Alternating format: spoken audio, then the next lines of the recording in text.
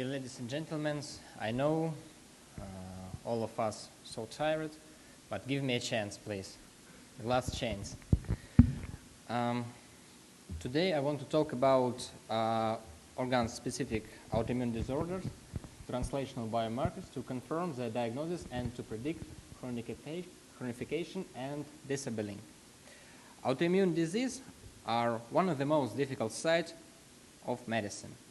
We don't know exactly their pathogenesis and etiology. Diagnosis of these diseases is so difficult because a lot of them manifest or hide under another illnesses. That's why the medical community started to develop new paradigm of predictive, preventive, and personalized medicine. Only this way can help to predict and prevent autoimmune diseases in subclinical stage and start the right pharmacoprevention. Nowadays, medicine has many stumbling blocks, including the first, autoimmunity myocarditis, and the second, autoimmunity thyroiditis. Very briefly and very roughly. Clinical symptomatic myocarditis inflammation of the heart muscles is not a common diagnosis. One of the way developing of autoimmunity myocarditis is genetically predisposition. Individual infected with the CVB3 or related viruses to represent typical manifestations of molecular mimicry. Also, in the majority of cases, the cause of autoimmunity myocarditis remains unknown. Some evidence supports an association with a prior viral, bacterial, or parasitic infection. It has been demonstrated that in myocarditis patients, the prevalence of ABS against cardiomyocytes are elevated and associated with the deterioration of cardiac function in patients with chronic myocarditis and cardiomyopathy. Also, autoantibodies against CM may be present in patients with cardiomyopathy and experimental animals with myocarditis. The mechanism of pathogenesis and significance of the anti-CM autoantibodies is unknown. The clinical manifestations in myocarditis and subsequent cardiomyopathy suggest that the diseases may be mediated by the both cellular or humoral immune responses directed against CM. Numerous studies have shown that cellular immunity is an important pathogenetic determinant is autoimmunity myocarditis.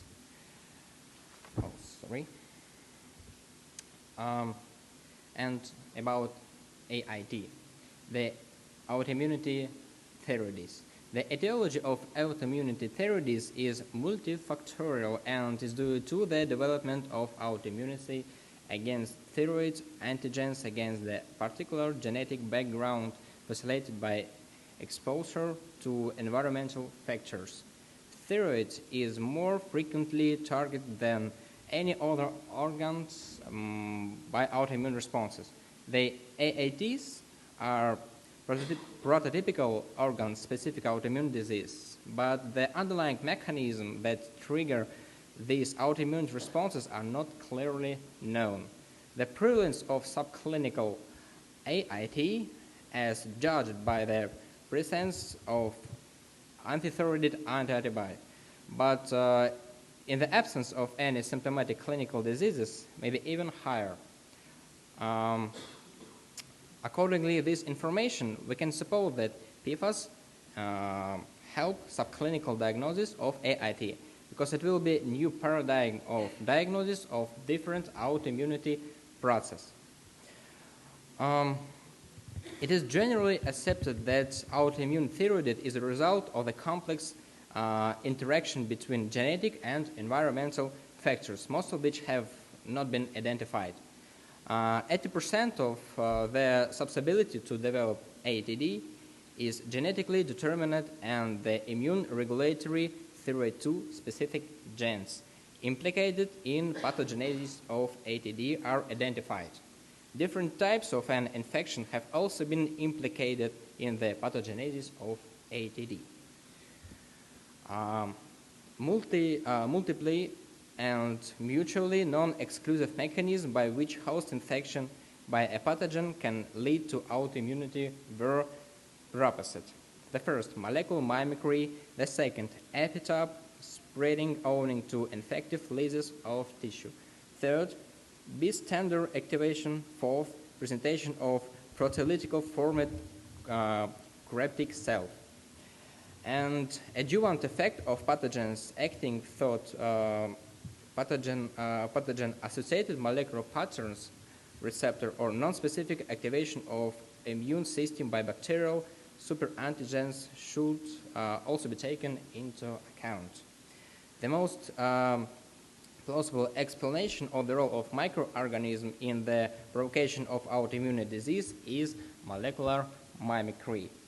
The emergence of autoreactive clones of T and B lymphocytes as a result of cross-immune responses to homologous bacterial or viral antigens. And now I want to talk about some of biomarkers of myocarditis. The first, it is lipocarpin-2 neutrophil gelatinase B associated.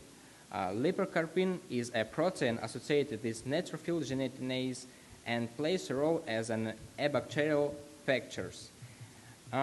It is suggested that lipocarpin-2 may play other important roles in inflammation because it is involved in transport of iron across the cell membranes, and is thought also to closely regulate apoptosis. Also, another study demonstrated that lipocarpin-2 is protein that was strongly induced in cardiomyocytes with experimental autoimmunity myocarditis. It is known also that interleukin-1 plays an important role and is highly expressed in heart with myocarditis. And because interleukin-1 induced lipocarpin-2 expression, modern articles surmised that lipocarpin-2 mRNA level might also be increased in heart with myocarditis. The second, anti-myosin antibodies are associated with left ventricular systolytic dysfunction and diasystolytic stiffness in patients with chronic myocarditis. Anti-B1 receptor antibodies have been associated with great risk of death or heart transplantation. Approximately 59% of myocarditis patients in one study were found to be positive for heart-specific antibodies by immunofluorescence in rodent models of myocarditis. Anti-cardiac myosin antibodies have been shown to form immune complex in cardiac tissue, leading to apoptosis through B1 adrenergic receptor signaling. And the third, serum cardiac antibodies, AABS, to various cardiac and muscle-specific autoantigens are found in myocarditis and in dilatation cardiomyopathy patients.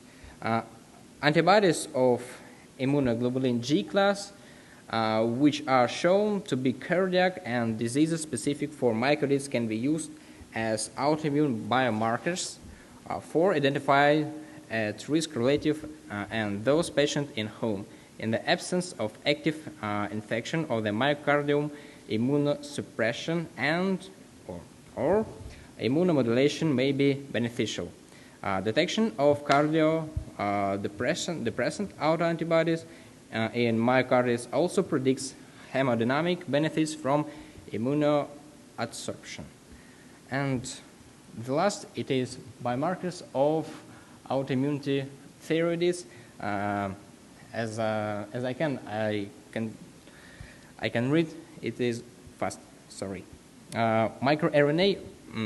Recently, in some articles, was noted that expression patterns of several microRNA in the serum from patients with AID. It is microRNA 16, microRNA 22, microRNA 375, and microRNA 451. I think we are a little tired, and the next 5. First, thyroid peroxidase. The major autoantigens in AIT are thyroid peroxidase and thyroglobulin. Thyroid autoantibodies, thyroid microsomal autoantibodies was one of the first thyroid autoantibodies to be recognized. This antibody was found to target TPO, and the anti-TPO antibodies are considered diagnostic of AIT. TPO is a transmembrane protein located in the apical membrane of thyroid where it conducts the synthesis of thyroid hormones. And the last sixth, thyroid stimulating hormone receptor antibodies. A, thyroglobulin specific antibodies and penedrine antibodies. Penedrine antibodies, conducts the transport of iodide from the apical membranes of the thyroid into the follicular lumen and facilitated the organification of iodide. Sequence variation in the penedrine gene were found to be associated with thyroid autoimmunity. Antipenedrine antibodies were found in 70.5% of AIT. And thyroglobulin-specific autoantibodies, the TG-specific antibodies, are found in the most patients with AIT, more than 90%. And TGAB are also found in 20% of clinical erythroides individuals in the general population, probably suggestive of possible subclinical AIT.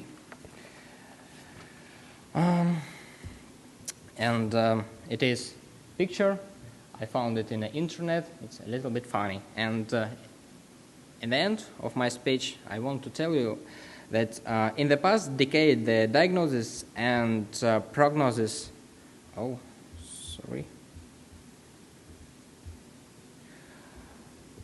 In the past decade, the diagnosis and prognosis of autoimmunity microarrays and thyroiditis has improved by using a combinatorial biomarkers and newer immunohistological staining techniques. Researchers using animal models of microarrays have gained a better understanding of the pathogenesis of diseases and innate immune mechanism in driving the disease. This continues to be need for better tools to assess the early stage of microarrays and thyroid biomarkers that will more accurately identify individuals susceptible to develop AIM and AIT. That's all. Thank you for your attention and for your patience more. Thank you.